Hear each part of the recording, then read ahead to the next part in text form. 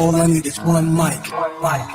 With the KBLA Talk 1580 editorial, I'm Tavis Smiley. August 5, 2026.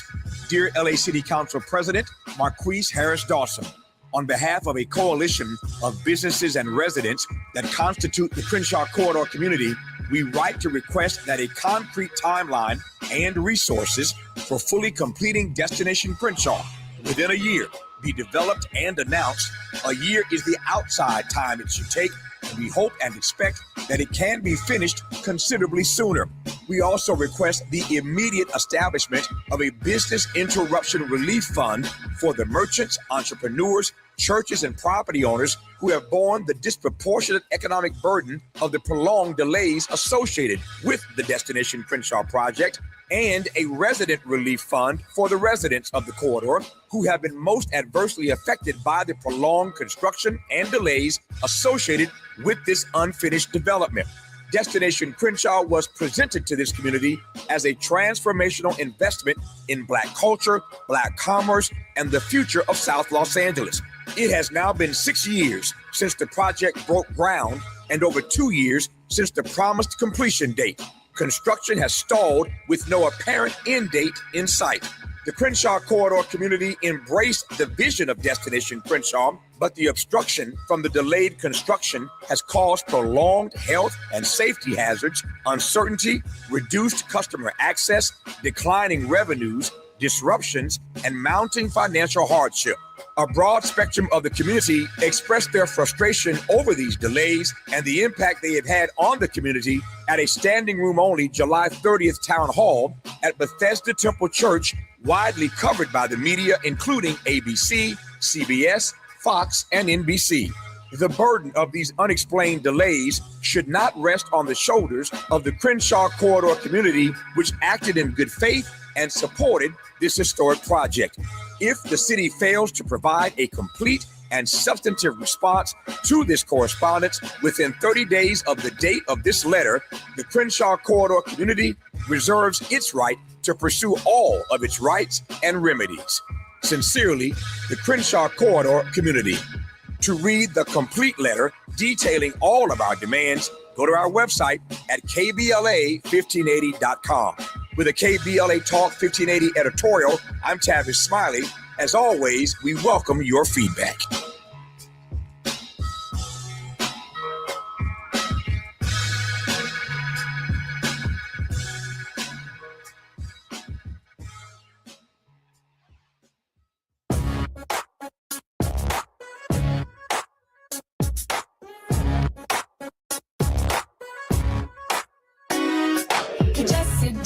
Jackson Jr. Show. Oh, oh, oh, oh, the Jesse Jackson Jr. Show.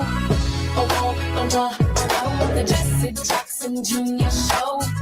Oh, oh, oh, the Jesse Jackson Jr. Show. Oh, oh, come on and talk with me. Come on and listen to me. Come on and talk with me. Come on and listen to me. KBLA, Talk 1580, download the app. I'm Jesse Jackson. Welcome forward to the Jesse Jackson Jr. Show on KBLA Talk 1580. There are two kinds of people who carry a tradition forward. There is the one who takes the tradition into himself and makes something new out of it. And there's the one who keeps the papers, makes sure that letters and sermons and margin notes survive the fire so that 100 years from now, somebody can still hear the man think. It's rare for those to be the same person. My guest today is that rare case. Howard Thurman was the mystic of the movement. He was dean of chapel at Howard, then at Boston University. He went to India in 1935 and sat with Gandhi and came back with a question that would not let him go. He wrote a small book called Jesus and the Disinherited. And Martin Luther King said to have carried this book in a briefcase through Montgomery, Thurman never led a march. He did something harder. He built the interior life that made marching possible. What he called the sound of the genuine, the still place a person retreats to so that a mob outside cannot tell him who he is. Samuel DeWitt Proctor was the other pole. Proctor was the builder. He was the president of Virginia Union at 34 years old. He was president of North Carolina, UNC State University. He ran the Peace Corps in Nigeria. He stood in the pulpit of Abyssinian Baptist Church in Harlem, and he taught at Rutgers. And out of that pulpit and that classroom came a genuine generation of preachers who were still preaching. Proctor took the interior life Thurman described and gave it an institution, a payroll, a curriculum, and a congregation. Thurman told you who you were. Proctor built the school that would tell the next child. Now, if you want to know where tradition actually lives, do not look at who quotes it. Look at who has been trusted with its papers. And look at who has been trusted with its young people. Walter Earl Fluker has been trusted with both. For more than 30 years, he's been an editor of the Howard Thurman Papers Project. He's the man who holds the archive. And he has spent some of those 30 years, most of them, in fact, in institutions Proctor built and blessed. Morehouse, Colgate, Rochester Crozier, Boston University, Candler, and the Samuel DeWitt Proctor School of Theology itself. He's standing exactly where those two men meet and where their work comes together. He came to it the long way. He was born in Mississippi. His people ran out of Mississippi in 1957, the way so many of our people ran, and landed on the south side of Chicago and moved 12 times in 6 years.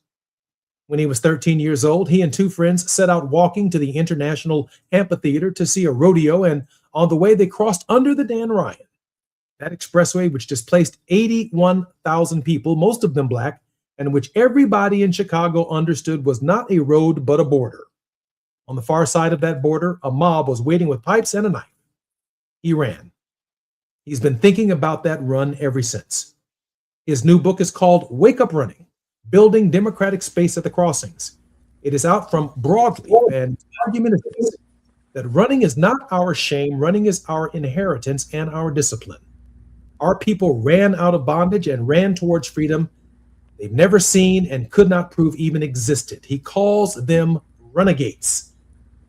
Not renegades, renegades. And he says the American Republic is now at its own crossing, as he puts it, of madness and hope. And that the first task of any leader worth the name in his 250th years is to build what he calls democratic space. Not to win an argument, to build a room where the people who have been counted on can walk in, speak, and be heard. Dr. Walter Earl Fluker, welcome forward to the Jesse Jackson Jr. Show. Dr. Fluker, I think your mic might be muted. When we come forward on KBLA Talk 1580, Dr. Walter Fluker will be our very special guest. It's one of these interviews, one of these rare interviews that I actually look forward to participating in. In fact, I've taken my time to program this interview so that it has a life far beyond this day, because Dr. Walter Earl Fluker is definitely that figure. I'm Jesse Jackson Jr. More on KBLA Talk 1580 when we come forward. It's afternoon drive time with Jesse Jackson Jr. Only on KBLA Talk 1580. The KBLA 1580 app puts the realest conversations right in your pocket. Stream live wherever you are in the world. No static. No searching the dial. A crystal clear connection 24/7, exactly when you want it. We recommend that you keep automatic updates enabled. Set it and forget it. So the app stays up to date with store requirements, bug fixes, and new features as we roll them out. Download the KBLA 1580 app today and stay plugged into the conversation everyone's having. Ready for a weekend reset? Walk it out with me, Gina A. Towns, the artist formerly known as Gina Darby, on Reflectivity Beyond Black and White, as we seek peace, understanding, and healing beyond surface level perspectives, where reflectivity becomes our inner power and resilience to transform our lives and our communities no matter what. Meet me and my crazy cool guests. Join the Reflectivity family movement as we make sense of it all. Every bit, every morsel. We're going to nourish the mind, body, and soul unapologetically right here on KBLA Talk 1580. Every Saturday, 2 and 8 p.m. on the West Coast, 4 and 10 in the Midwest, and 5 and 11 on the East Coast. It's time for Reflectivity Beyond Black and White. It's not only hot, it's sizzling, and we're cooking.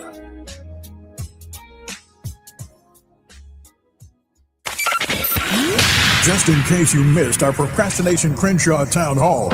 Originally, the project was supposed to end, I was told, October of that year, and now we're looking at 5 years later, and it still hasn't been finished. I still have no parking lot. We have to park blocks away to get to work, along with my clients with sick animals. I have elderly clients, I have handicapped clients. They have to, either suffer through, park somewhere far, and make their way to the clinic with their sick animal so I can treat them. Or they can choose to go somewhere else, which is more convenient. And so I think majority of people would probably choose the more convenient way. Luckily, I definitely have some clients that will still, make that trip. So it's definitely been impacting my business for 5 years. Like I said, my father, he has 3 sons, as affectionately known as the Hardy Boys. We're all veterinarians. My oldest brother has a practice in Long Beach. My middle brother has a practice in Arcadia. He instilled all his greatness in us, and so we're continuing tradition. I would definitely continue the tradition of Angeles Vista Pet Medical Center on the corner of Crenshaw and Vernon. But this impact appears to be going on way too long. Something needs to be done. It has to be concluded. Making sure they follow through.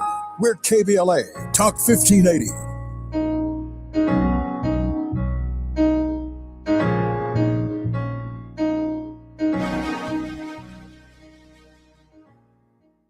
This November, you'll decide who leads California. So shouldn't you hear directly from the people asking for your vote? Join us for California Voices, a political town hall and ballot forum, Saturday, October 3rd, 2026. Meet candidates running for governor, lieutenant governor, attorney general, and other major statewide and local offices, including Mayor of Los Angeles, city attorney, and LA County Sheriff. Get clear, nonpartisan breakdowns of the propositions on your November ballot, both sides, no spin. And ask your questions directly, in real conversation, face to face. California Voices is brought to you by KBLA Talk 1580 and the Empowerment Congress, giving you the information you need before you vote. Mark your calendar, Saturday, October 3rd, 2026, California Voices. Follow KBLA 1580 for details and download the KBLA 1580 app. Your vote, your voice. Be there. Now back to more of Jesse Jackson Jr. on KBLA Talk 1580. The Jesse Jackson Jr. Show. The Jesse Jackson Jr. Show. The Jesse Jackson Jr. Show. The Jesse Jackson Jr. Show. King Volley, drop the beat. Come on and talk with me. Come on and listen to the beat. Come wanna talk with me? Come on and listen to me. KBLA Talk 1580. Download that. I'm Jesse Jackson Jr. Welcome forward to the Jesse Jackson Jr. Show. Dr. Fluker, welcome forward to the show. I'm glad to be here, Jesse. Glad to be with you. Dr. Fluker, I take our interview very, very seriously, and I shared with our producer, Gina Towns, that I want to make sure that the interview itself is evergreen because you are definitely that figure. And this is an interview that I'd like to play and cherish for a very long time. So I've divided our conversation into 5 movements. The first one is the 13-year-old. You were 13 and you were walking to a rodeo. Tell me what happened under the Dan Ryan. Well, Keith, my friends, Keith, Tony, and I had been given tickets by Keith's mama. And we were headed to the amphitheater. You know where that is, on Halsted. And we had never ventured beyond our neighborhood. So it was quite a trek for us. After we passed Halsted, we were in different territory. Anyone in Chicago who knows anything about that past will know that once you passed Halsted, you were in dangerous territory. But we didn't know that. So it was our innocence that guided us, and we were playing, signifying, talking about one another's parents, etc. And out of nowhere, Tony said, "Hey, y'all, there's some white boys." And our laughter and our play turned into fright and flight. And we were off running. And we ran to the rodeo that morning, actually. And it was quite an affair because I slipped on the ice, Jesse. And one of the guys stood over me with a knife and called me this name that we well know and mixed it with some crude obscenities.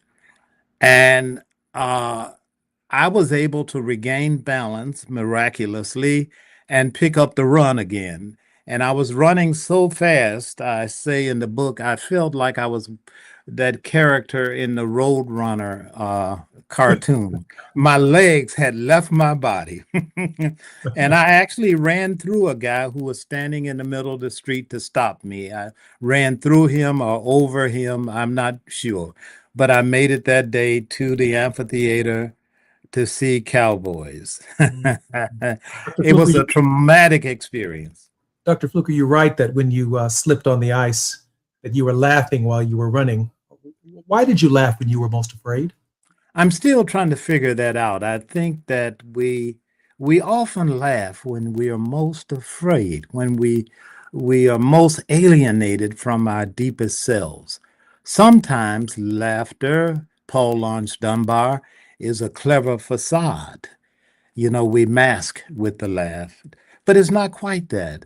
It's part of leaving oneself and finding oneself in strange territory without a map. And we laugh at it, and it borders on insanity.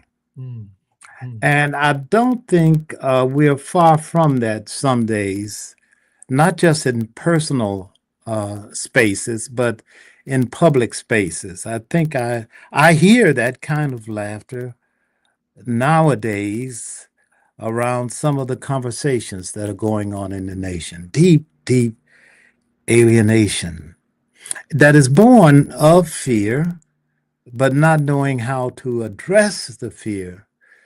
So we laugh. I think that's profound because there is a kind of natural response to the idea that when we are experiencing this kind of public anxiety, public trauma, this public fear, if you will, concern about tomorrow, that the reaction may not be what you expect it to be. We almost shrug it off and we can't explain it. Your parents I'm sorry, Doc. It may be a survival tactic. It's ways in which we learn to maintain some semblance of balance as we move through the world. The weight. I have a good friend, philosopher friend, who always talks about finitude.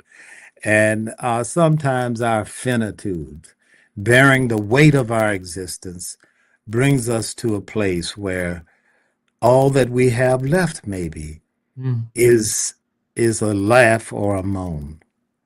You write that your parents ran out of Mississippi in 1957, 12 moves in 6 years.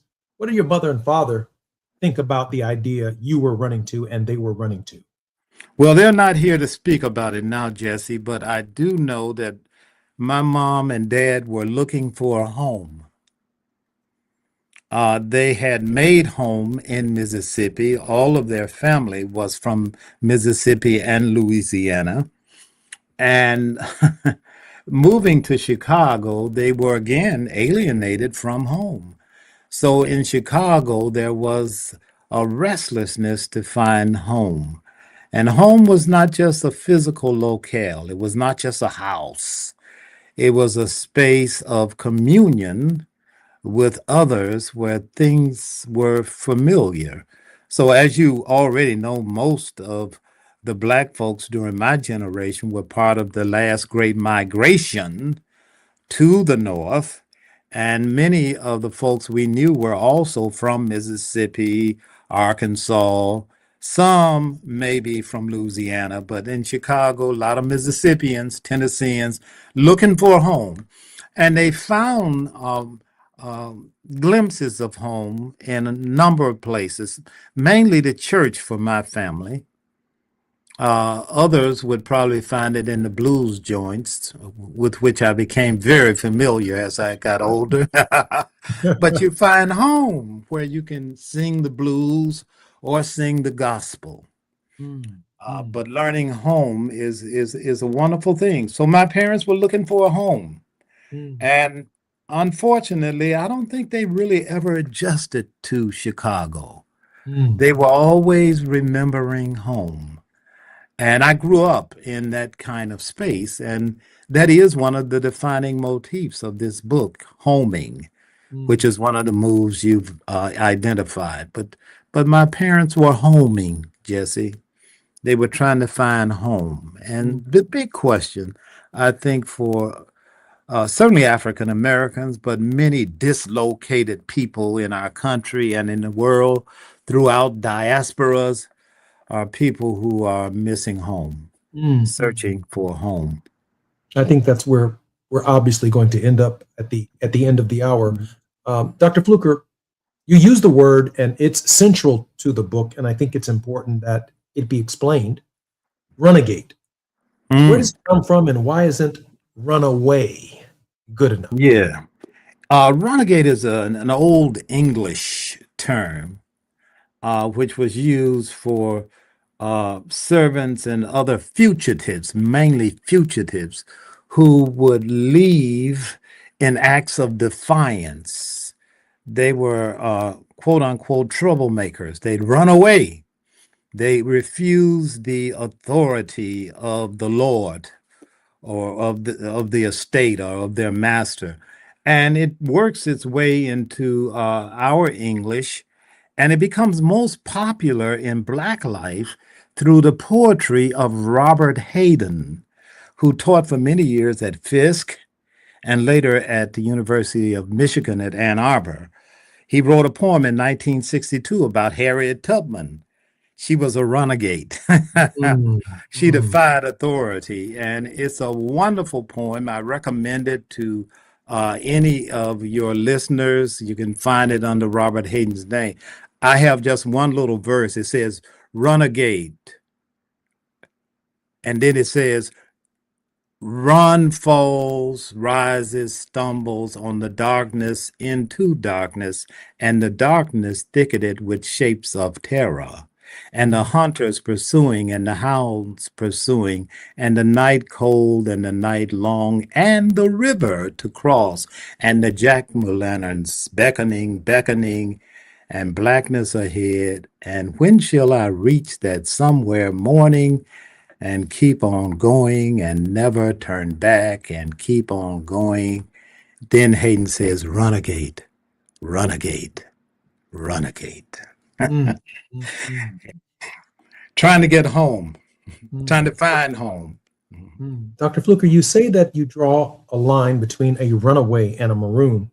A runaway is still living under the other man's law. A maroon has left. Which one right now is Black America fighting or fighting with, fighting in? A maroon or runaway? Yeah, I borrow much of this scholarship from a number of historians. One is Sylvain Diouf, who talks about exiles, slavery as exiles. But the key point is that runaways are still under the authority of their masters. They've just run away, but they didn't run away. They are close enough to kind of be captured. And even if they're not captured, they're still trying to be close to the big farmhouse, as Frederick Douglass called it, the big house farm, rather. They're close to the plantation. But maroons are trying to leave Dodge. They're getting out of there. They're going into exile. And I often make a distinction theologically between exodus and exile along those same lines. I think sometimes we've overplayed the exodus motif or metaphor in the Bible. We really are more akin to exiles, those who've run away and are not planning on returning. But there were two kinds of maroons. One was the border maroon, who was close to the border of the plantation so that they could occasionally visit family, steal food from the master, and have some familiarity with old landscapes. But the hinterlands, those maroons in the hinterland, they had no plan whatsoever of ever returning. They were really trying to get back home to Africa. Let me ask this question, because I think I heard a song from I can't remember who the artist was. It might have been Beyonce, where she said something to the effect, "Free your mind and the rest will follow." Yeah. Well, it's in vogue. It's in vogue. Okay, my head said, "Free your mind and your ass will follow." Yeah, there were some maroons who said, "You can have this. We don't want an intrastate colony. We don't want to be free within this country. We just want to leave here, and we will risk everything to make that happen." You say that maroonage is an attitude and a plan. What's the plan, Dr. Fluker? The plan is to find home somewhere else. And the plan, I spent a lot of time in the book stringing these words that start with C's, these gerunds. For people who remember 4th, 5th grade English, those are active verbs. I talk about congregating, conjuring, conspiring in commons at crossings. But the plan is to find a new place, a new dwelling place where one is at home, one is oneself, or one finds oneself for the first time after bondage. So the part of the plan is to, as Frederick Douglass, being one of the prime examples, was to leave. His plan, of course, was to return and change America. And of course, I think he did a fairly good job during that period of time, but he left with an attitude. Vincent Wimbush says he left with an attitude. And his plan was, of course, to reform the soul of America. Dr. Fluker, I have about 1 minute before we come forward, which is our break. There are people listening who are hearing running, and at the same time they hear cowardice. Can you answer them? Yeah, Otis Redding had a song in the 60s. It says, "The preacher and the deacon were praying one day. Along came a bear coming down the way. Preacher told the deacon to say a prayer. He said, 'Lord, a prayer won't kill this bear. We got to run for it.'" I'm Jesse Jackson Jr. Our very special guest is none other than the great Dr. Walter Earl Fluker. More on KBLA Talk 1580 when we come forward. It's afternoon drive time with Jesse Jackson Jr. Only on KBLA Talk 1580.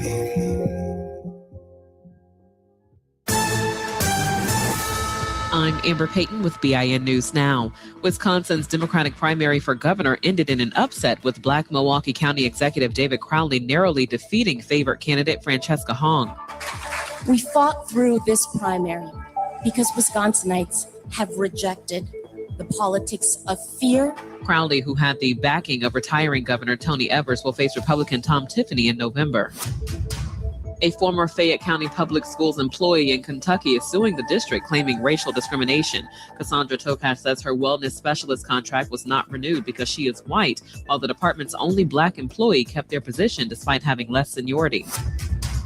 And a GoFundMe has been launched for Malcolm Jamal Warner's widow, Tanisha, who is reportedly struggling financially while raising their daughter. Page 6 says she is also in a legal dispute with Warner's mother over money from the family trust. Get BIN News Now on demand 24/7 on the iHeartRadio app.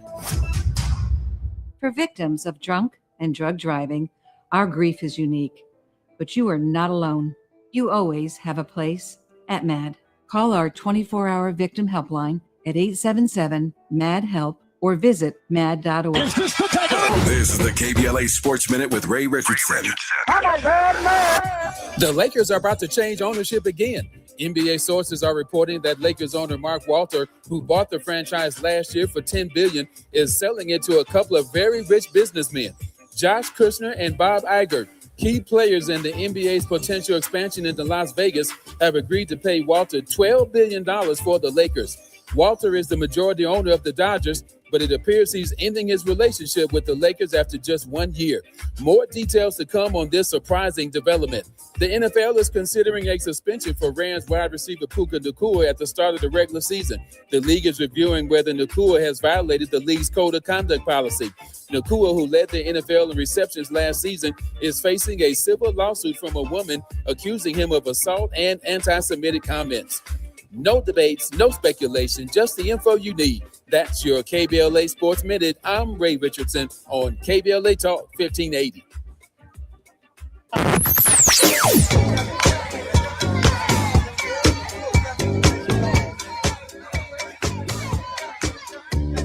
This is KBLA Talk 1580. Talk radio. That's music to your ears. We're unapologetically progressive. KBLA Talk 1580.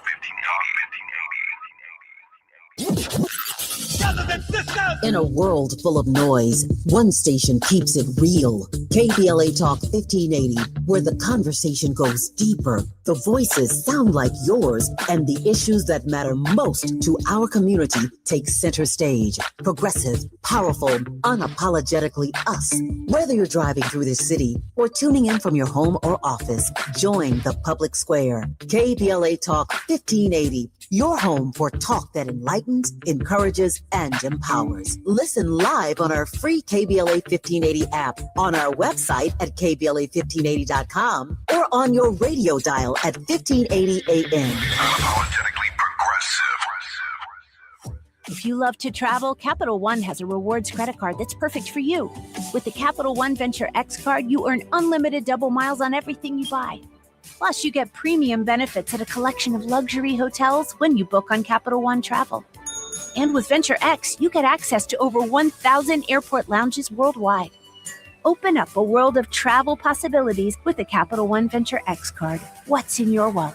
Terms apply. Lounge access is subject to change. See CapitalOne.com for details. What's good, KBLA delegation? I am Miles Lowe, and I'm excited to be joining the weekend lineup right here on KBLA Talk 1580. Join me every Saturday at 12 noon for the Do Better Show, where we get into the world of tech, AI, the creator economy, navigating your mental health through it all, and have conversations with founders to find out how real people are making real money right now. It's not a course, not a subscription. Classes in session every weekend, live on the air. So if you knew better, you do better, right? So let's make a better you. The Do Better Show every Saturday, 12 noon, and replaying again at 7 p.m. right here on Unapologetically Progressive KBLA Talk 1580. We got a lot to talk.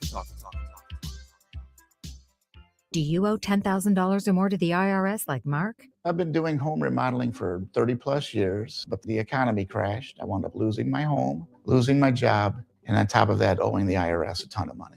I owed the IRS $114,000. It really, truly was the worst part of my life.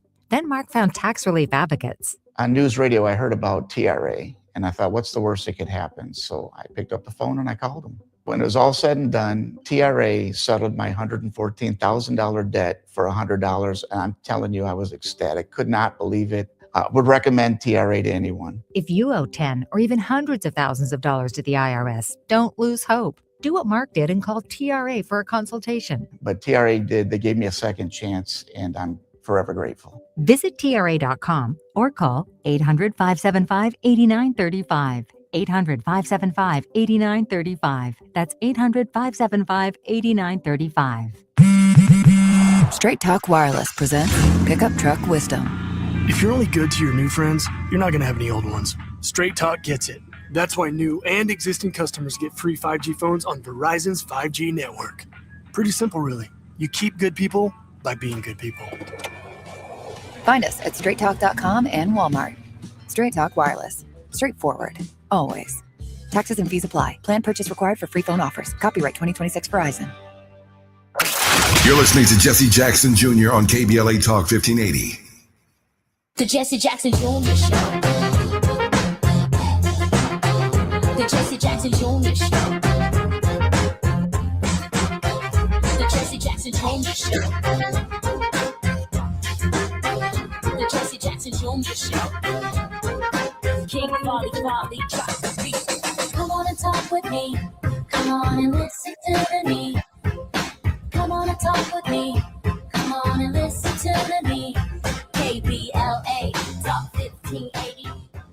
I'm Jesse Jackson Jr. It's Moving Mountain Wednesdays. I know I messed that up. Worldwide with Jesse Jackson Jr. Wealthy Wednesday on Jesse Jackson Jr. on KBLA Talk 1580. Dr. Walter Earl Fluker, the founder of Walter Earl Fluker and Associates, is a distinguished academic and leadership expert with notable positions across various institutions. He currently holds the title of Distinguished Professor at the Howard Thurman Center, Hartford University for Religion and Peace, and has led 10 years as Dean of Professor at Emory's University's Candler School of Theology and Professor Emeritus at Boston University, where he also managed the Howard Thurman Papers Project. He is the author of Wake Up Running. He is our very special guest in this hour. Dr. Fluker, welcome forward to the show. Back. I'm back. Yes, you are. I'm so grateful that you are. Dr. Fluker, there's a reason why you get to write this book. Yes. 30 plus years editing Howard Thurman's papers. What does a man learn about Howard Thurman that you cannot get from the published books? Howard Thurman was a friend of God. He was a friend, like the biblical Enoch. He walked with God, and he was not because God took him. God wanted to keep him as a friend. That's who Thurman was. He wasn't a servant of God and none of that stuff. They were partners. Had a very intimate relationship, friendship with God. So that's one of the ways to think of Thurman. Sue Bailey Thurman, his beloved spouse for many years, said that Howard lived under a tent with God. And every now and then, she, among others, was allowed to enter. But he walked closely with God, Jesse. And God for Thurman was not this old bearded guy in the sky, but God was within. God was in everything. God was in nature. God was in Jesse. God was in the far reaches of the universe, but this same God was also within. And for him, the kingdom, however we choose to use that language nowadays, the kingdom was within. And that was one of his, I think, gifts to us if we can hold on to it. We don't have to do all of the twists and turns that sometimes our rituals and practices demand. We must become more and more aware that we are already God's friends. I was listening to a documentary with Dr. Henry Louis Gates, and there was this profound moment where you said about Dr. Howard Thurman that he talked to trees. I just told you, man, he found God in trees. What we've done with that, at least I, over the years, and some of my, I'm the editor of the Howard Thurman Papers Project. I hired a managing editor, but I was the editor. And I had a bunch of folks. We know that Thurman was closely related to his African heritage through his grandmother, Nancy, and that his family probably came from an area that we would associate with the Gambia. And so he was closely connected to his own religious experience. And he's constantly saying this in his writings. He wants us to claim our own religious experience, not the religion that other folks gave us. And for Thurman, you can read that in many ways. Certainly not the religion of Europeans. No. He mastered the European Christ, but that was not his Christ. In fact, he had very little to do with that kind of Christology. He thought Jesus was an intimate friend with whom he walked and he talked and would find the spirit of the living God in all forms of nature, especially the old oak tree that was in his backyard as a boy. He'd talk aloud to the tree, and he said he'd tell the tree about all of his troubles. And for mystics, trees are important. I won't bore you with a lot of heavy talk, but it's the oxys mundi. It's the pillar of the earth. Like when you see Jacob climbing the ladder, it's this thing that holds the earth. Thurman and the tree are pulling infinity into finitude. And to know this, Thurman thinks, is to be free. Thurman was not a marcher. Thurman was not a marcher, Dr. Fluker. No, he didn't do a lot of marching. Some people held that against him. Defend him. Defend him. Yeah, I have no need to defend him, but I'll tell you, Otis Moss Sr. often says, he did not march, but he knew what to do before the march. He knew why the march, and he was also the architect in many ways of what we call the modern nonviolent civil rights movement. Thurman was the first African American to lead a delegation to meet with Gandhi in 1935-36. And it was his work with nonviolence that he bequeathed not only to Martin Luther King Jr. and others, but Benny Mays went to India after Thurman. Mordecai Wyatt Johnson went to India after Thurman. And Thurman's little book, Jesus and the Disinherited, is his first toss out on what it means to be part of this nonviolent, compassionate resistance to evil. And so I don't defend him. I tell people, go and read Thurman. Go to the water and get a drink, kind of like Naaman. Go and clean yourself in the river. That might be the way to meet Thurman. If you think because he was so far, I think, into the movement of spirit that our movement on the ground was a for instance for him of what it takes to move this system of which we are part. So he didn't march, but he was at the March on Washington. He said he was there with his friend Frank Wilson, and they just marveled at the young Martin. They were just marveling at young Martin, he said. There's a blessing in getting old, I'm telling you, man. He had a phrase called the apostles of sensitiveness. What did he mean, and why did you build your last chapter on it? Thurman's apostle of sensitiveness are those whose nerve endings he did a lot with the body, Jesse. Thurman was a body theologian, not an embodied, but a body theologian. He felt that the human body told us a lot about spirit. And he felt like our nerve endings, this neurological piece that is part of us, is what gives us key to awareness and sensitivity of what's going on within us and within the world. So he wanted to create a new cadre of leaders who were apostles of this kind of sensitivity, this awareness of the deep and also awareness of the world. And he felt that if they could practice this deep work of spirituality, as we call it, over a sustained period of time, they could come together and create a beachhead for American democracy. They could transform American democracy, much like, and he was really looking back at Gandhi, much like the work that had been done in the ashrams and, of course, in the movement in India. But in America, he really envisioned that. And so he became the pastor of the Fellowship Church, as you know, and was dean of Rankin Chapel at Howard, later at Boston University, but always experimenting with this idea.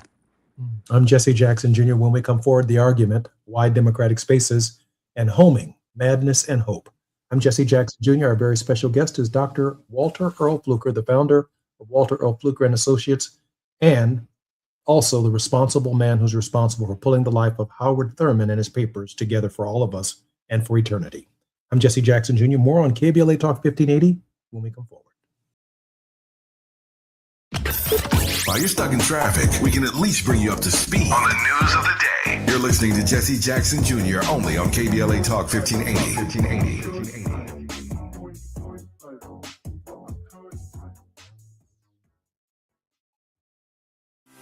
Helping communities get connected. Along the Crenshaw Corridor, free public Wi-Fi is now available thanks to Destination Crenshaw and the City of Los Angeles. Whether you're checking email, applying for jobs, finishing homework, or supporting your local businesses, staying connected is easier than ever because access to the internet means access to opportunity.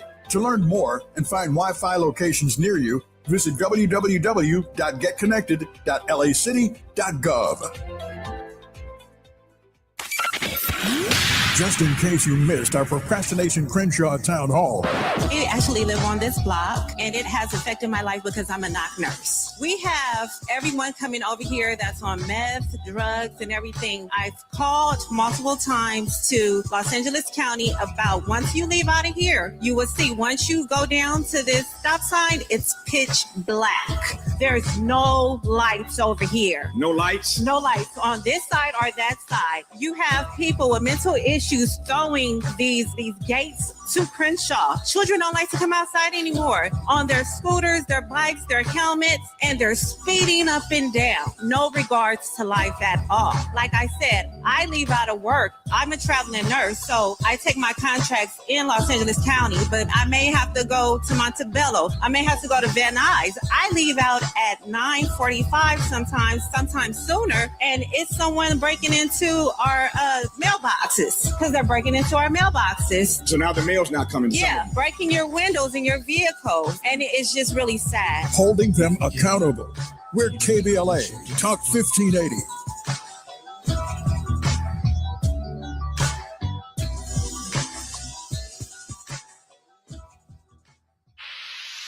Pump up the volume. Business moves fast. Orders roll in, deadlines close in. When you ship with USPS Ground Advantage, you can keep up with confidence. Every package stays in our secure network from dock to door. And with nationwide reach, dependable tracking, and upfront affordable pricing, you get built-in peace of mind. You run the business. We run the routes. Visit USPS.com/Ground Advantage to learn more. KBLA Talk 1580. We've got a lot to talk about. KBLA Talk 1580, connecting you with services and solutions. 10 Toes In serves as a mentorship and domestic violence prevention program. They support, educate, and empower couples during and after incarceration. They assist male returning citizens to re-enter society successfully and to help them maintain a healthy relationship with their romantic partner. They offer a mentorship support group for formerly incarcerated men. 10 Toes In teaches its Intimate Relationships 101 curriculum at male prisons throughout the state of California. They host sister support group meetings for women who are intimately involved with incarcerated and formerly incarcerated men. 10 Toes In is a 501c3 nonprofit organization. To access their services or make a donation, please visit them online at 10toesin.org or find them on Facebook or Instagram. They are healing lives through relationships. This is a community call to action from KBLA Talk 1580. There is no denying that we've always been the conscience of this country. KBLA Talk 1580 is progressive talk radio built for our community, by our community, and with hosts who look like you, live near you, and care about what you care about. 50,000 watts of truth right here in Southern California. KBLA Talk 1580. Listen live on your AM radio dial at 1580 or stream us live on our KBLA1580.com website or on our free KBLA 1580 app. Unapologetically progressive. My mom has decided to learn to paint, and she's good. My dad's now into creative cuisine, and I've already put on 6 pounds. Learning new things comes with age. My mom, she started forgetting my name and what we're talking about. Forgetting well-known things doesn't. Memory loss may be a sign of Alzheimer's disease. Early detection gives you and your loved one time to plan for the future. Learn the warning signs of Alzheimer's at 10signs.org. Brought to you by the Alzheimer's Association and the Ad Council. Ready to order? Yes. We're earning unlimited 3% cash back on dining and entertainment with a Capital One Saver card. So let's just get one of everything. Everything? Fire everything. The Capital One Saver card is at table 27 and they're earning unlimited 3% cash back. Yes, Chef! This is so nice. Had a feeling you'd want 3% cash back on dessert. Ooh, tiramisu. Earn unlimited 3% cash back on dining and entertainment with the Capital One Saver card. Capital One, what's in your wallet? Terms apply. See CapitalOne.com for details. Now back to more of Jesse Jackson Jr. on KBLA Talk 1580. The Jesse Jackson Jr. Show. The Jesse Jackson Jr. Show. The Jesse Jackson Jr. Show. The Jesse Jackson Jr. Show. King Quality, drop the beat. Come on and talk with me. Come on and listen to the me. Come on and talk with me. Come on and listen to the me. KBLA Talk 1580. I'm Jesse Jackson Jr. Welcome forward to the Jesse Jackson Jr. Show on KBLA Talk 1580. Dr. Walter Earl Fluker, instrumental in founding the Andrew Young Center for Global Leadership and served as the Coca-Cola Professor of Leadership Studies at Morehouse College, renowned as a consultant, a speaker, and workshop leader. His contributions have been recognized worldwide in academic, governmental, and religious sectors. Dr. Fluker's work earned him numerous honors, including being named in the 2023 Franklin Delano Roosevelt Freedom of Worship Award laureate. His work, Wake Up Running, Building Democratic Spaces at the Crossings, is available on Amazon.com right now. And please go to Amazon.com and get Wake Up Running by Dr. Walter Earl Fluker. Dr. Fluker, welcome forward to the show. Thank you. Dr. Fluker, a few more questions before our show comes to an end. And this is really the thesis of the book. Democratic spaces. What is a democratic space, Doc? A democratic space is anywhere where belonging and inclusiveness is not only valued, but celebrated. It centers on the principle of an almost hackneyed word now, equality. Not just equity. I understand the difference, as people often go, but to be equal, Jesse, what does that mean? And what does it mean to be recognized for who you are and to have a sense of belonging? Not to be set apart and cast apart as a foul and profane thing, or to just be different and not receive value. So what does it mean to be an immigrant at this point in our history? What does it mean to be LGBTQAI and more? What does it mean to be excluded from the conversation about you? Democratic space allows us to have voice and recognition. it prevents anonymity. I mentioned that in the book, and I noticed that you picked that up.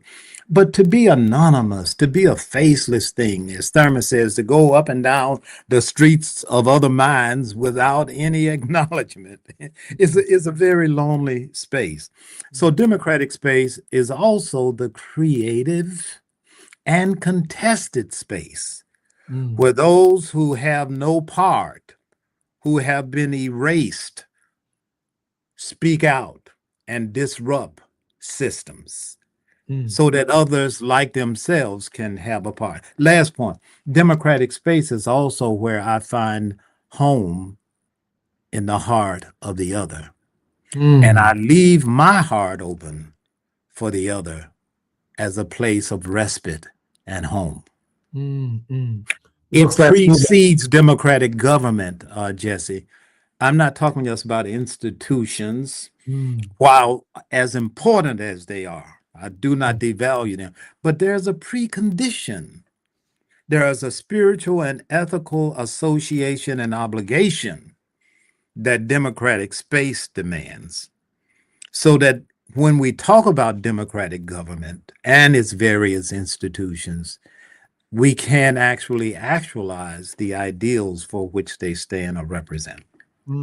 I can ask a lot of more questions, and I hope you'll come back on our program.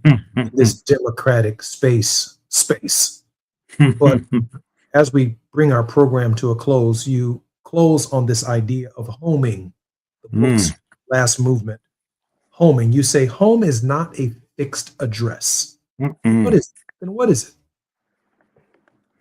Home, we do have to go, but I want to read this and we can even leave here. Toni Morrison says, whose house is this? Whose night keeps out the light in here? Say, who owns this house? It is not mine. I had another sweeter. The house is strange. Its shadows lie. Say, tell me, why does its lock fit my key? Most of us who think we're at home, we're in a house that has been made for us, created for us, constructed for us, which denies us our humanity. Homing disrupts that construction and calls us into a sphere of freedom. That's what running is. Running is not just about fear of the other. Running is meant to imply running to a new future. In this case, democratic futures. Given where we're going in November of this year, I think the quest for home, especially among people who have been historically excluded and disinherited, will be one of the most primary questions that we will raise. Because we've not found home, though we've been here a long time. We've not yet found home. God help us if we miss this opportunity. Dr. Fluker, we have a little less than a minute coming forward. You end with Dr. King's World House and the old spiritual, plenty good room. Choose your seat and sit down. Is there still plenty good room in America? Yeah, if we follow King, and that's a very dangerous proposition. But we must congregate, come together, conjure, remix, rethink some of the old things with the new things, like the great World House, and conspire, breathe together, Jesse. Not being diabolical, but to breathe spirit together in commons at these very maddening and dangerous crossings in the third decade of the 21st century. And anyone who does not understand what I'm saying, then they need to wake up running. I'm Jesse Jackson Jr. It doesn't get much more profound than that. Dr. Walter Earl Fluker has been our very special guest this hour. Dr. Fluker, hopefully, I'm looking forward to your return to KBLA Talk 1580 in the future. See you soon on the run. I'm Jesse Jackson Jr. Wake up running, everybody. More on KBLA Talk 1580 right here on KBLA Talk 1580 in just a moment. KBLA 1580 Santa Monica. I'm Amber Payton with BIN News Now. Wisconsin's Democratic primary for governor ended in an upset with Black Milwaukee County Executive David Crowley narrowly defeating favorite candidate Francesca Hong. We fought through this primary because Wisconsinites have rejected the politics of fear. Crowley, who had the backing of retiring Governor Tony Evers, will face Republican Tom Tiffany in November. A former Fayette County Public Schools employee in Kentucky is suing the district, claiming racial discrimination. Cassandra Tokash says her wellness specialist contract was not renewed because she is white, while the department's only Black employee kept their position despite having less seniority.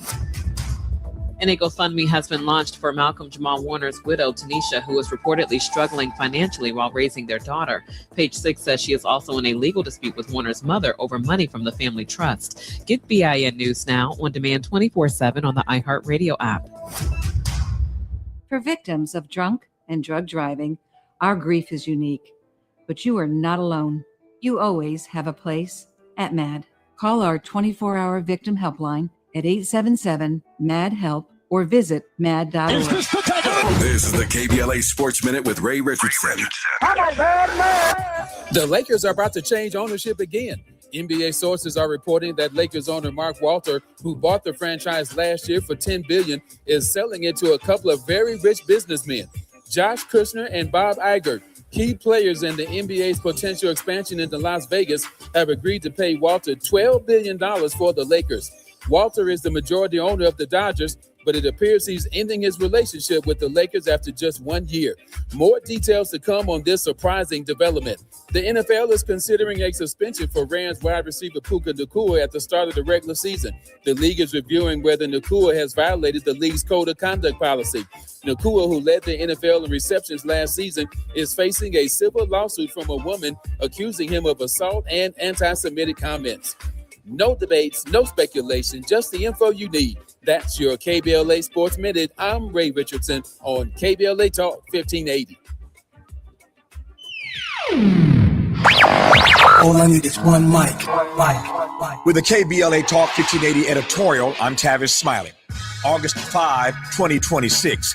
Dear LA City Council President Marquise Harris Dawson, on behalf of a coalition of businesses and residents that constitute the Crenshaw Corridor community, we write to request that a concrete timeline and resources for fully completing Destination Crenshaw within a year be developed and announced. A year is the outside time it should take, and we hope and expect that it can be finished considerably sooner. We also request the immediate establishment of a business interruption relief fund for the merchants, entrepreneurs, churches, and property owners who have borne the disproportionate economic burden of the prolonged delays associated with the Destination Crenshaw project, and a resident relief fund for the residents of the corridor who have been most adversely affected by the prolonged construction and delays associated with this unfinished development. Destination Crenshaw was presented to this community as a transformational investment in Black culture, Black commerce, and the future of South Los Angeles. It has now been 6 years since the project broke ground and over 2 years since the promised completion date.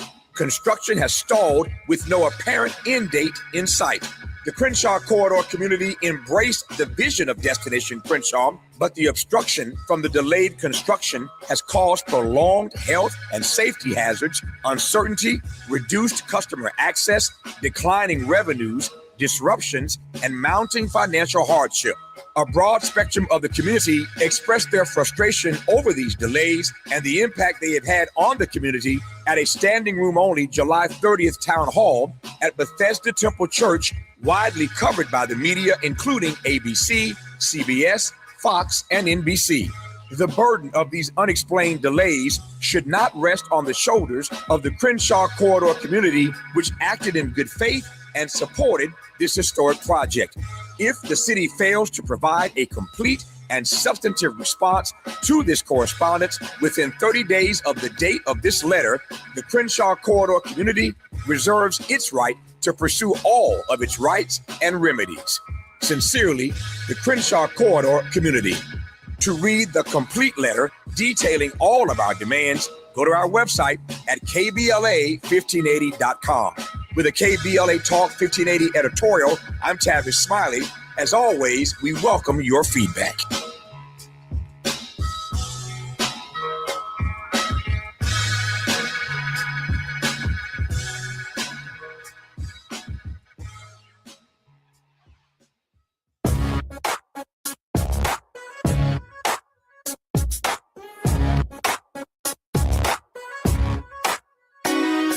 The Jesse Jackson Jr. Show.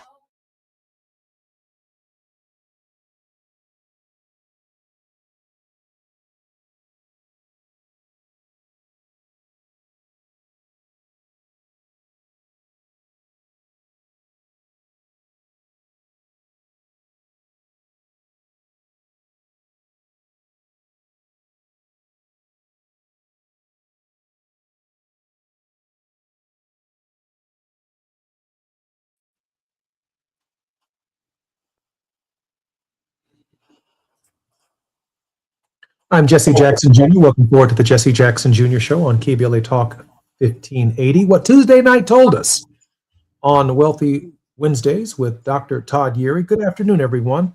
6 states voted yesterday: Minnesota, Wisconsin, Connecticut, Vermont, Alabama, South Carolina. And if you're watching for a single verdict, a clean answer to the question everybody in Washington keeps asking about which Democratic Party is going to show up in November, you did not get one.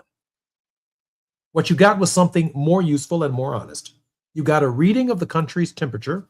And let me give you 3 things I heard in those returns. First, what it says about the Democratic Party: the party is not choosing between socialists and moderates. It's choosing between the comfortable and the urgent. Look at what actually happened. Minnesota Lieutenant Governor Peggy Flanagan beat Congresswoman Angie Craig by nearly 20 points in a Senate primary, where Craig and her allies spent close to $20 million on the air, and Flanagan spent under $5. In Vermont, 38-year-old economist named Amandu Janu, who had never run for anything and was unknown in March, beat the establishment candidate by about 3 points. In Connecticut's 1st District, a 14-term congressman, John Larson, who I served with when I was in Congress, a good man, who served since 1999, was retired by Luke Brannan with 54%, and after outside groups poured more than $2 million into a Hartford primary. Now, hold that against the other column. In Connecticut, Governor Ned Lamont beat back a challenge from his left by better than 2-1, and the race was called 20 minutes after the polls closed. In Minnesota, Senator Amy Klobuchar took 89% and became the first woman to win the DFL nomination for governor.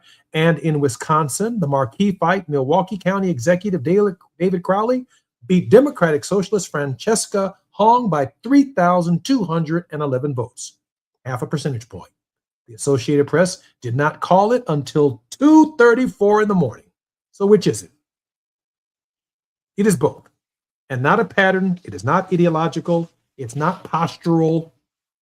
Where an incumbent had a record voters could hold in their hands, Lamont's surpluses, Klobuchar's 4 state wins, Ilhan Omar's 80% in the 5th, the incumbent survived, where the seat was open, or where the answer is to you, why you?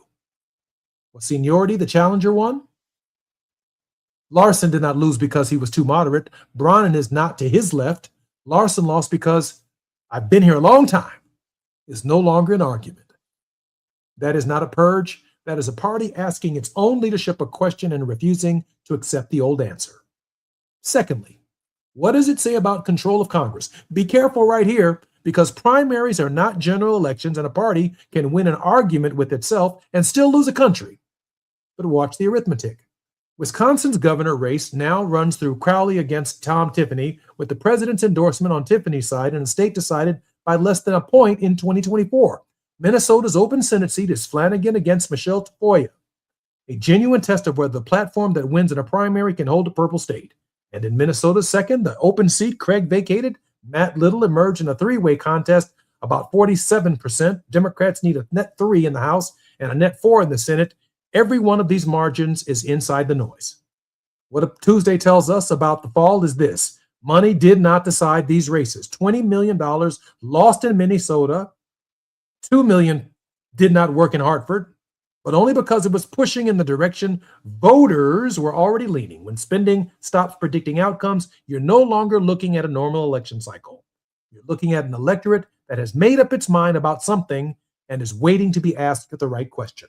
And finally, what it says about the nation's mood. And that brings me to the president. Nobody on that ballot last night ran as a manager, not one. Flanagan built her campaign around immigration enforcement and against a colleague's vote on the Laken-Riley Act. Hong ran on universal child care and abolishing ICE and came within a whisker in a swing state. Janu ran on free primary care, paid for taxing high earners in a state with a popular Republican governor she now has to face. Even Crowley, the centrist, the one establishment got, had to quit his campaign and restart it before he could win by 3,000 votes. That is not a country in a settled mood. That is a country that believes something is wrong and the direction and the auditioning of people who will say so plainly. Donald Trump is the last occasion for that feeling, but I want to be careful not to make him its whole content. The affordability of life, the security of a household, the sense that the arrangement is rigged, those grievances predate him and will outlive him. We still live in the parenthesis. The question the voters asked Tuesday night was not who is safe, it was who is serious. November will tell us whether that question can be answered. I'm Jesse Jackson Jr. More on Wealthy Wednesdays, Todd Yeary, The Politics of Our Faith. When we come forward, we're going to handicap this election cycle. More on KBLA Talk 1580.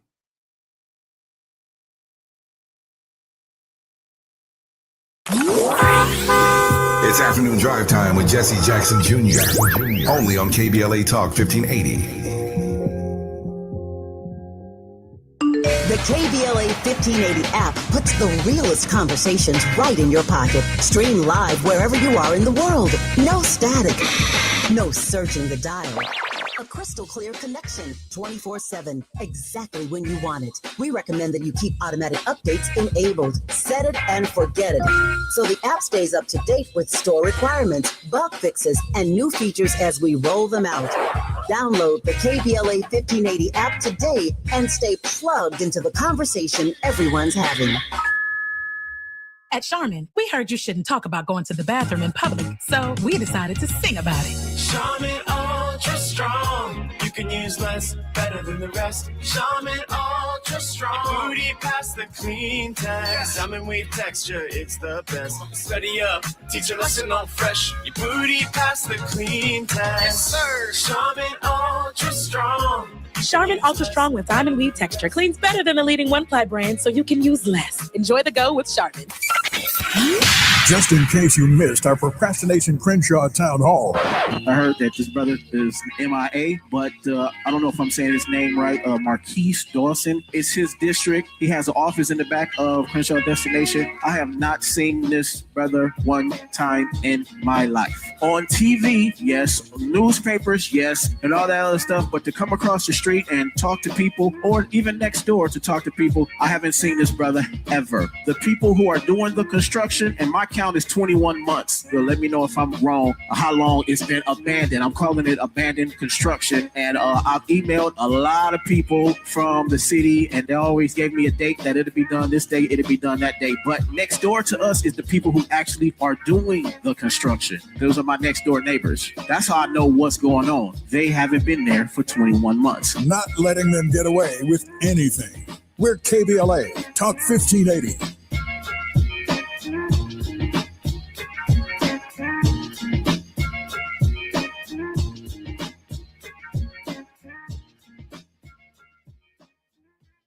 This November, you'll decide who leads California. So shouldn't you hear directly from the people asking for your vote?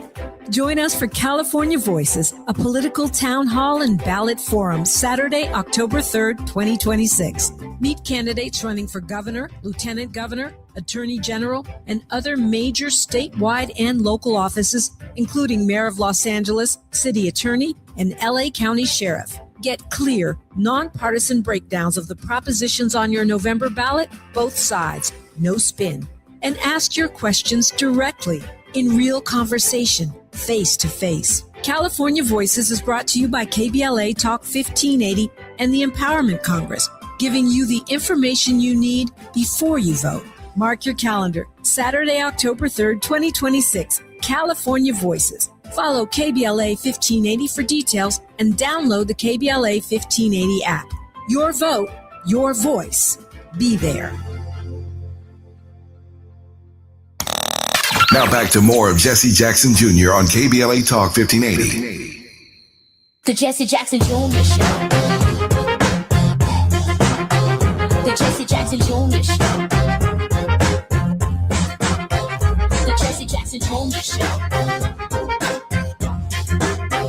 The Jesse Jackson Jr. Show. King Volley, drop the beat. Come on and talk with me. Come on and listen to me. Come on and talk with me. Come on and listen to me. KBLA Talk 1580. I'm Jesse Jackson Jr. Welcome forward to the Jesse Jackson Jr. Show on KBLA Talk 1580. We're in the politics of our faith on Wealthy Wednesdays with Dr. Todd Eury, Esquire, 1 foot in the courtroom. He is a lawyer, and 1 foot in the pulpit. He is a preacher. Every Sunday morning, Dr. Eury's social justice work includes having served on the national board of the National Action Network from 2015 to 2021. That's the organization run by Reverend Al Sharpton and founded by him as well as working with the late Reverend Jesse Jackson, my dad, International Human Rights and Civil Rights Organization, the Rainbow Push Coalition. Dr. Eury, welcome forward to the show. Masterful opening commentary, my brother. You've laid it all out there. We can take it early out. Great to see you. 417. Let's go eat. I really appreciate that, but I'm not going to let you off that easy, Doc. From your perspective, Doc, what did last night's election say about the Democratic Party? Well, it said to the Democratic Party what it's always taught us about politics. Yeah. That you don't come away with just kind of one overarching controlling theme that's going to carry or hold sway across all 50 states, across all types of elections. We've got to be more nuanced and more sophisticated, and we have to be more credible, quite honestly, to recognize that it is disingenuous to say you're going to have a single policy message as a one-size-fits-all and expect that everybody's going to support you in that effort. You have to be more intentional. You have to be more persistent. You have to be, quite honestly, more willing to take on the vulnerability of hearing that while there are a lot of voices in the Democratic Party, we don't always carry around the same agenda in our pockets. And we've got to be willing to have that conversation and then bring credible candidates, not just incredible candidates, but credible candidates to the conversation in the party. Dr. Eury, so this idea that the Democratic Socialists of America are taking over the Democratic Party, that's not the message from last night's election campaigns. I don't even know what that means. Right? I'm like, huh? Listen, I often say this, and I hold to it, especially now. If you remember, let's go back to our early days of grade school when we were learning how to alphabetize words, right? So you did them in the sequence they fall of the 26 letters of the alphabet, then you move to the second letter, and then you move to the third letter. All right, using that as a frame, I think it is important. The word what, W-H-A-T, comes before the word who, W-H-O, in the dictionary and in politics. We keep trying to put who conversations in what places. That's and all we right don't now. we don't get to the substance of what are we talking about in the first place. You want me to pick a person before I am sure that that person has picked my issue. And so if we don't have, I think the Democratic Party is learning, you got to have what conversations, and then let the people decide who is going to be the standard bearer for their particular issue in that context, whether it's for House of Representatives, United States Senate, statewide races for governor. Those don't carry just a single standard litmus test that you then use as a cookie cutter across the country. That's lazy politics. If we're going to have substantive political conversations, we've got to meet people where they are, figuratively and literally, and then let that inform how we build a partnership around changing the agenda and the platform so that the best of all of us gets included in the recipe. You're going to hear that one again, and you're not going to get any credit for it. So let's give you your credit right now. The who does not come before the what. The what conversation comes first, and then we will determine the who. So this conversation starts out here on KBLA Talk 1580. Dr. Todd Yeary said, we must put the what the party stands for before the who, and then we will identify the what with the who we're going to support to accomplish the what. Now, by the time you hear that again, it will be a great philosopher. Once said, who comes after the what. By the time I deliver it, it's going to be Jesse Jackson Jr. has always. That's right. That's right. That's so right. What must come before the who. Look, that's why I put it out that way, because I knew that's how you were feeling. See, my you know, I have to use my discernment. Listen, here's what it is. It's not what the party is not a thinking thing of its own. So this isn't about what the party thinks. It's what the people who identify as this particular political frame. And there's just two basic distinctions between what it means to be a Republican versus a Democrat. Largely, historically, it has been Democrats view the federal government as a partner and a resource to help make sure people have what they need. Republicans think that small government is better, and therefore there should be more obligation placed on individuals to be able to carry the weight of whatever it is that they're trying to accomplish, kind of the pull yourself up by your bootstraps kind of reality. Big taxation versus small taxation. So there's some pretty clear distinctions, right? But then the next level is, once we get there, what do you do with public money? This is the simplest thing about what the politics game is all about. Municipalities have budgets. States have budgets. Counties have budgets. The United States government has a budget. Those are public dollars that are leveraged to address private concerns. What private concerns get addressed because there's not enough public money to go around to address all of them. So somebody's going to get left out. Who gets left out ultimately comes down, many instances, to who is playing. Now, who's participating in the process, who's voting, where are they coming from? They're looking at that analysis, but also who is engaged in the supporting of the electoral process by supporting candidates. What does that look like? We got to remember, this game is still monopoly, but this is not play money that we're working with. These are public dollars that come out of people's pockets. And once they are taken out of your pocket and you never see them again, the last time I heard what that was, we called that theft. Remember, I got one foot in the courtroom. So if somebody's only taking from you but not giving back to you, that's not an exchange. That's a stick up. And we got to have that kind of a conversation. Dr. Yeary, I appreciate that. And we're going to work with that right here on this program in the future. What does last night's elections say about control of Congress? Is it a foregone conclusion that Democrats will regain control of Congress? Even though, I must be clear, last night's struggle was an inter-party struggle over the direction of the party between candidates. We still have to fight the Republican in November. No one should lose sight of that. But is it a foregone conclusion that Hakeem Jeffries will be Speaker of the House, or is it not necessarily a foregone conclusion? It's not a foregone conclusion that Leader Jeffries becomes the Speaker of the House, even if the Democrats do take the House.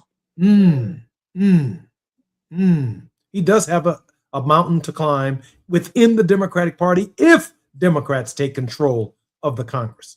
Yeah, I mean, depending on which new faces show up, that's not necessarily a given that he gets to 218 to become the Speaker. So it's not that you get the majority of your party. You've got to get 218 votes. Got to figure it out.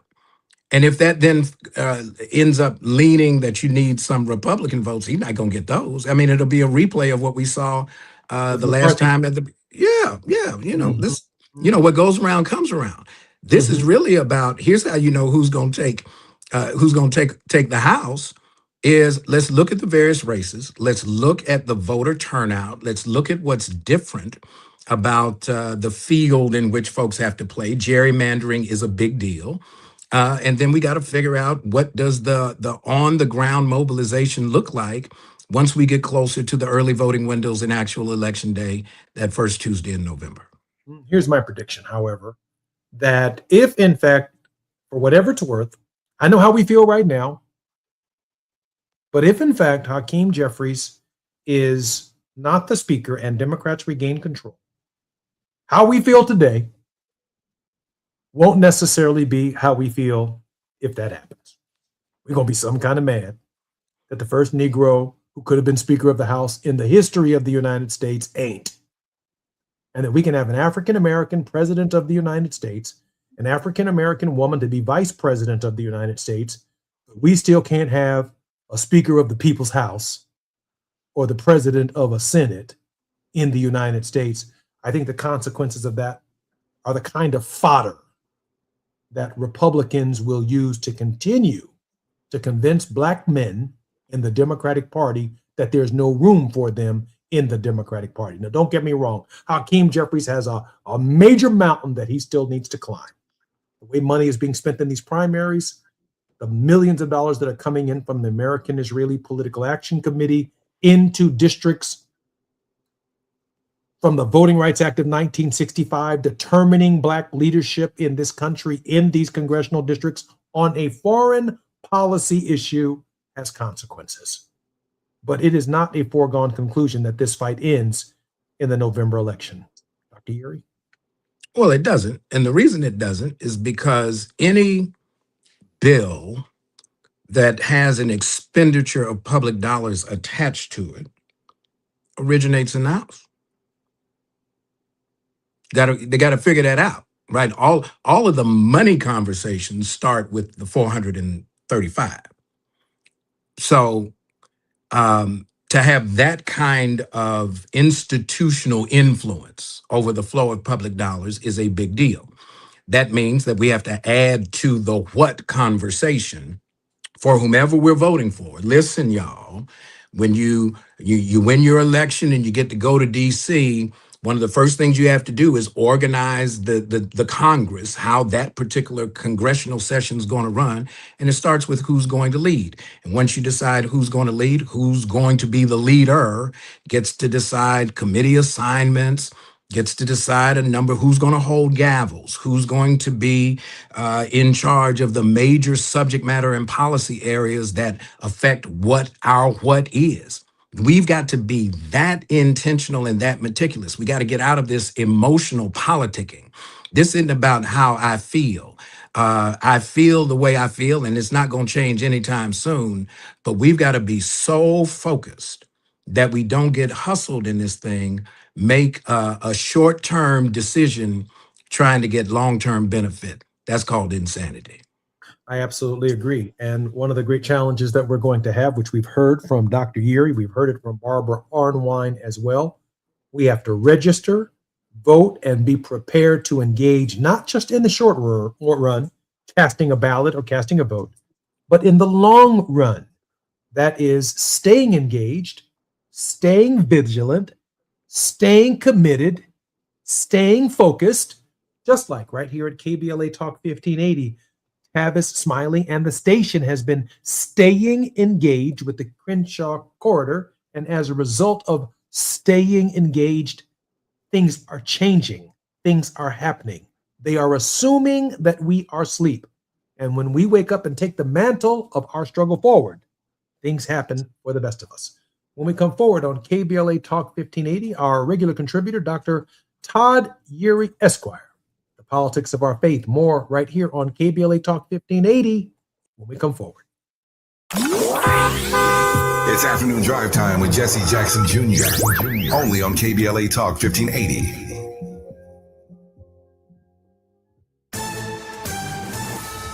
I'm Amber Payton with BIN News Now. Florida Governor Ron DeSantis is criticizing the rise of democratic socialism following Wisconsin's primary, calling the movement essentially communist. And I think it's very, very dangerous. DeSantis also argued police, not social workers, should respond to crimes like home break-ins. He renewed his criticism of Dr. Anthony Fauci over the COVID response while calling Florida a refuge of sanity. A new poll shows Black Maryland Governor Wes Moore with a wide lead in his re-election bid. The Maryland Now survey has Moore ahead of Republican Dan Cox by 27 points with 58% support. It also shows 56% of voters approve of Moore's job performance. And Russell Westbrook is retiring after 18 NBA seasons. The 2017 league MVP announced the decision Wednesday in a social media video narrated by Michael B. Jordan. Westbrook spent most of his career with Oklahoma City before playing for 6 other teams. Get BIN News Now on demand 24/7 on the iHeartRadio app. For victims of drunk and drug driving, our grief is unique. But you are not alone. You always have a place at MAD. Call our 24-hour victim helpline at 877-MAD-HELP or visit mad.org. This is the KBLA Sports Minute with Ray Richardson. The Lakers are about to change ownership again. NBA sources are reporting that Lakers owner Mark Walter, who bought the franchise last year for $10 billion, is selling it to a couple of very rich businessmen, Josh Kushner and Bob Iger. Key players in the NBA's potential expansion into Las Vegas have agreed to pay Walter $12 billion for the Lakers. Walter is the majority owner of the Dodgers, but it appears he's ending his relationship with the Lakers after just 1 year. More details to come on this surprising development. The NFL is considering a suspension for Rams wide receiver Puka Nacua at the start of the regular season. The league is reviewing whether Nacua has violated the league's code of conduct policy. Nacua, who led the NFL in receptions last season, is facing a civil lawsuit from a woman accusing him of assault and anti-Semitic comments. No debates, no speculation, just the info you need. That's your KBLA Sports Minute. I'm Ray Richardson on KBLA Talk 1580.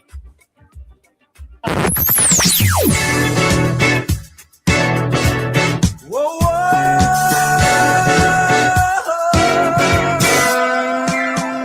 This is KBLA Talk 1580.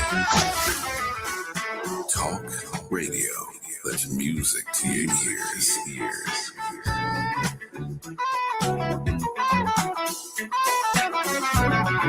We're unapologetically progressive. KBLA Talk 1580. We've got a lot to talk about. Hi, I'm Zoe Williams, aka the Voice of Reason, encouraging you to join me weekdays from 7 to 9 p.m. for the world's most intriguing relationship radio roundtable. Every night, I facilitate and encourage our loyal listeners to participate in the most engaging relationship discussions you'll hear anywhere. So make it a point to rendezvous with me, Zoe Williams, the Voice of Reason, Monday through Friday, 7 to 9 p.m. Pacific Standard Time. Trust me, your relationships will never be the same. The VOR is on fire tonight. Unapologetically progressive. KBLA Talk 1580. We've got your black.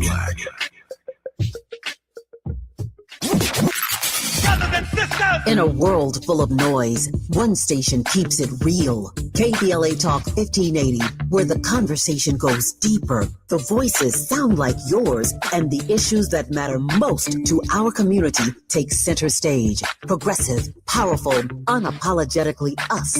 Whether you're driving through the city or tuning in from your home or office, join the public square. KBLA Talk 1580, your home for talk that enlightens, encourages, and empowers. Listen live on our free KBLA 1580 app, on our website at KBLA1580.com, or on your radio dial at 1580 AM. Unapologetically progressive.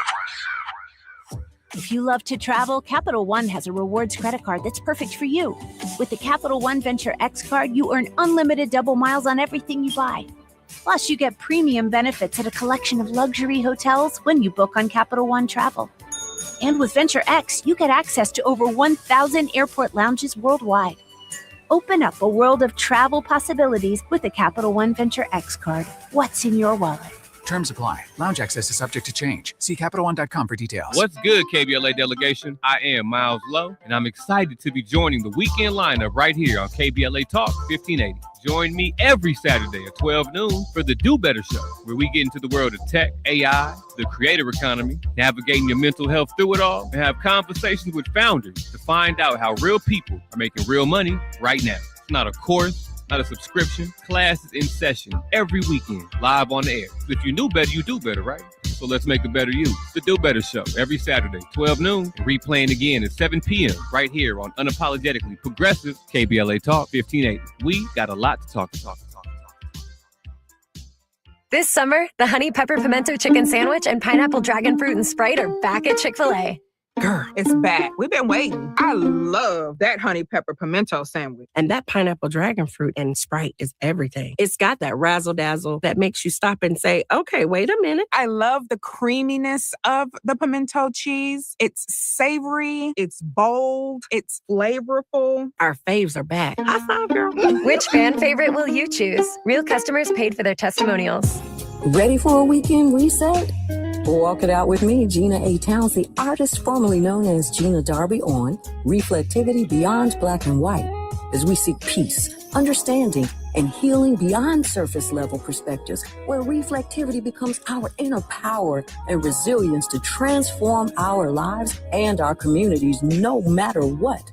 Meet me and my crazy cool guests. Join the Reflectivity family movement as we make sense of it all. Every bit, every morsel. We're going to nourish the mind, body, and soul unapologetically right here on KBLA Talk 1580. Every Saturday, 2 and 8 p.m. on the West Coast, 4 and 10 in the Midwest, and 5 and 11 on the East Coast. It's time for Reflectivity Beyond Black and White. It's not only hot, it's sizzling, and we're cooking.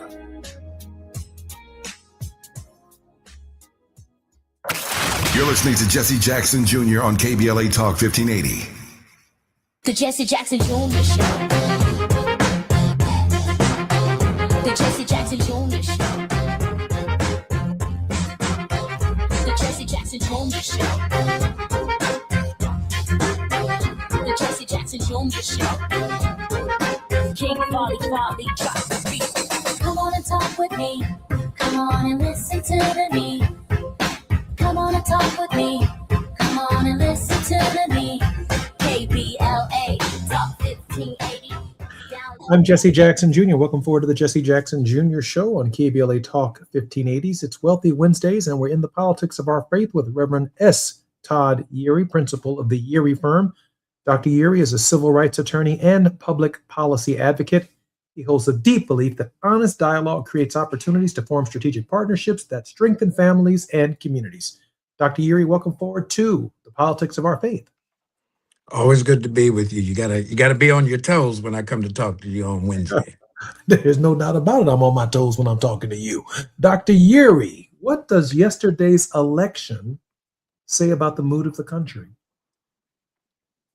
Well, the mood of the country is there's a lot of, I think, pain, frustration, disillusionment, even anger.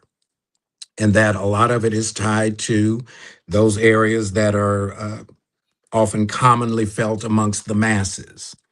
On one hand, you have an administration that points to what the stock market's doing and think that the administration thinks that somehow or other that's going to comfort people who have to work jobs for which there is no 401k benefit. And so the stock market doing well doesn't address the immediate need of food, clothing, shelter. The other piece is the tone deafness that has seemingly become permanent, that the cries of the people who are most vulnerable are not just being ignored. They are really intentionally being squelched. And we see it in a number of ways, not just in terms of how it plays out with, say, the policy issues around immigration and the use of ICE and how ICE is sending these untrained militia people with federal enforcement of power into our communities. but even more granular than that. When the word affordability, when the president says, I never heard of such a word, I take that at face value. That's called confession. He is confessing that he is clueless, which means he cannot relate to what many people are suffering across the country, whether they be blue or red. Poverty is a condition. It's not a color. It's not a party affiliation. We've got to have that kind of an ongoing conversation. And this is the time where the people who are experiencing the pain and dealing with the frustration have to make sure that they are not ignored. We've got to keep our voices lifted and loud. I'm deeply moved by that because there was a time in my lifetime when the stock market itself was connected to people to some degree at the bottom, people who were struggling in our caste system and in our class system. You could actually measure, in some measure, how the stock market was doing against how people were actually feeling. But you're suggesting now that there is a disconnect between the growth of the stock market and the reality of how every average, ordinary American truly feels about their economic well-being. Yeah, I mean, let's just use the word growth, right? This president likes to talk about the stock market being in record territory. Guess what's not in record territory? Wages. Folks who have to work at an hourly rate, still struggling to get to a living wage. Corporations' bottom lines growing exponentially. The wealth gap grew wider during COVID than it was before COVID even hit. And so when we start looking at those kinds of data points, we recognize that this disconnect is not new. It's been there actually for several presidencies now. And as we continue to experience the fallout, gas prices just way out of range, subject to the whims of an administration that can't quite figure out why did we pick a fight with somebody that we didn't need to fight with anyway, even though we don't like them. We decided we wanted to be the bully on the playground, and now we found out that typically the bully on the playground doesn't find many allies, and when he gets strung out into a fight that he shouldn't be in at all, he doesn't lose because he succumbs to the strength necessarily of the one he's bullying, but he succumbs to the exhaustion because he miscalculated how much effort would be required to win this battle. This government is collapsing under exhaustion. But by the time it finally falls out and you end up having to perform emergency medical assistance techniques on this administration, the harm to the rest of us will be semi-permanent, if not permanent altogether. Because he's not coming for his friends. He's not coming for those who made a whole lot of money behind crypto and all that other kind of stuff. You know, their balance sheets are looking pretty good. But for the rest of us who are still looking at astronomical credit card interest rates, trying to take care of essential bills because I don't have enough payday resilience to be able to outlast the month. Those are the realities. And it's not just for the extremely poor. This is the working poor. And there are working poor people who make upwards of 6 figures in the United States. That's a whole problem. And the wealth inequality, the wage inequality is a conversation that folks on either side of the aisle just don't seem to want to have today. Dr. Year, we have about 3 minutes before we come forward. And you piqued so much interest in my mind and in my thinking in this moment. And I want to pivot just for a moment to money and politics. Not only are the campaigns becoming expensive for the money that candidates have to raise, there's this unanticipated money that comes in from the outside that helps move the scale of voting and messaging in the political campaigns. But there's something we often don't talk about. You're a criminal defense lawyer. These same members of Congress will now go to Congress and state legislatures. And who gets punished for crimes? Those laws will be reflected in who paid the piper. That is, we'll see more of us being punished, criminalized for errors that we make in our lives or even errors of judgment. But those who have paid the piper, the crypto, the people at the top of the scale, the billionaires, the people who one might consider to be a different kind of untouchable, that the laws themselves do not apply to them. That the very laws that were designed to rein them in have now freed them to engage in a kind of laissez-faire capitalism and economic approach to human reality. Dr. Uri? Yeah, let me give you 3 quick numbers. Maybe I can pull this thread through this fabric. 1600, 1776, and 1. 1,600 violators of law on January 6th in one fell swoop get pardoned. Then you get 1776, as in $1.776 billion of a government set aside around private interests with public fare, even though it was a test to see if we can pay people to become loyal to us because we could make all 1,600 of them millionaires and still have money left over. But for there being a pushback in the optics of trying to confirm one attorney general, supposedly that fund is defunct. But that's not the one I'm talking about. The one is the one who negotiated the deal in the first place. He's still in office. He's still negotiating.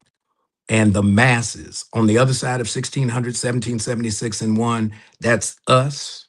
We still have to stay engaged, because if we take our eye off of what's happening, we're going to get hustled with our permission. And at that point, we become as much to blame for our predicament as the oppressor.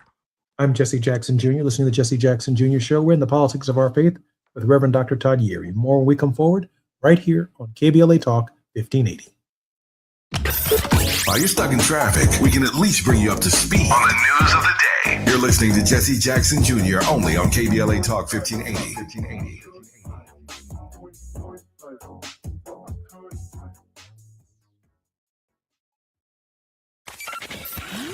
Just in case you missed our Procrastination Crenshaw Town Hall.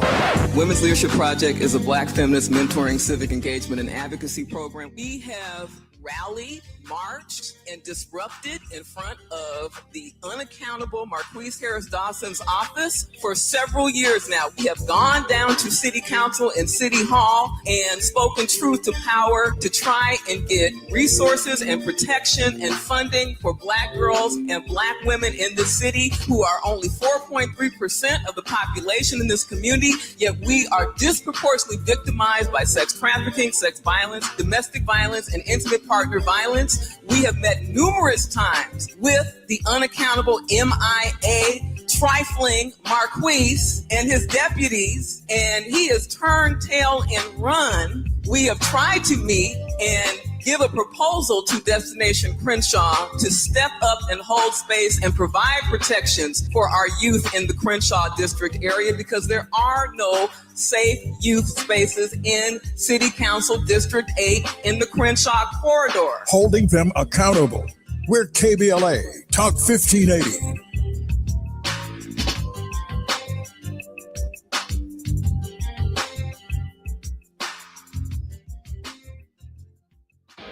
You're still glowing, flirting, grooving. You've still got it. But your immune system weakens as you age, making it harder to fight illnesses like pneumococcal pneumonia and RSV. Vaccines are a key part of any health routine and can help protect you from getting really sick. Ask your doctor or pharmacist which vaccines you need. See more at PfizerForAll.com. Sponsored by Pfizer.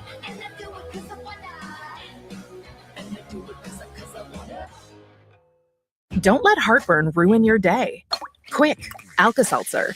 When that burning feeling comes on strong, stop, drop, and fizz your way to quick relief with Alka-Seltzer Heartburn Relief. Nothing works faster to help calm heartburn, so you can get back to the moments that matter most. Alka-Seltzer begins neutralizing acid in seconds. Try Alka-Seltzer for fast heartburn relief, because life doesn't stop, and neither should you. Quick, Alka-Seltzer. Use as directed. I love days like these at the pool, but my moderate to severe plaque psoriasis can sometimes take me out of the moment. I'm ready to make a splash with clearer skin thanks to Skyrizi, risankizumab Riza. Skyrizi is a prescription-only injection for adults who are candidates for systemic or phototherapy. At 4 months, most people saw 90% clearer skin when measured from head to toe, and many were even 100% plaque-free. People also saw significant improvement in psoriasis symptoms of pain, redness, itching, and burning. Don't use if allergic to Skyrizi. Serious allergic reactions, increased infections, or lower ability to fight them may occur. Before treatment, get checked for infections and tuberculosis. Tell your doctor about any flu-like symptoms or vaccines. Now there's nothing on my skin, thanks to Skyrizi, and that means everything. Ask your doctor about Skyrizi, the #1 dermatologist-prescribed biologic in psoriasis. Visit skyrizi.com or call 1-866-SKY-RIZI to learn more.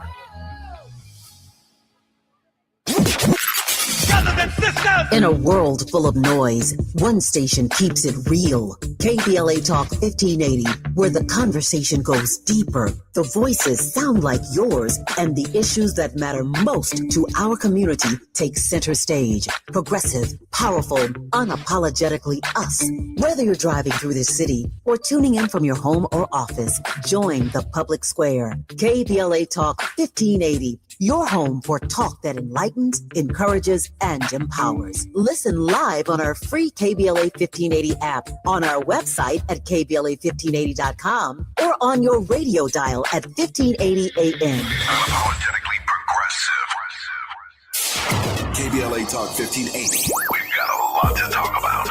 KBLA Talk 1580, connecting you with services and solutions. The BLM Center for Black Power is a hub for Black activism in the city of Los Angeles, a standalone nonprofit affiliated with Black Lives Matter LA. The venue is home to live events, meetings, and organizing drives for Black-led community-based organizations. It is also the base of operations for Black Lives Matter LA. Built on what used to be a nuisance property owned by an arms dealer, the BLM Center for Black Power is in the heart of Leimert Park and has opened its doors to everything from youth organizers to toy drives to film screenings and community town hall meetings. To make a donation or make a request, please visit blmla.org.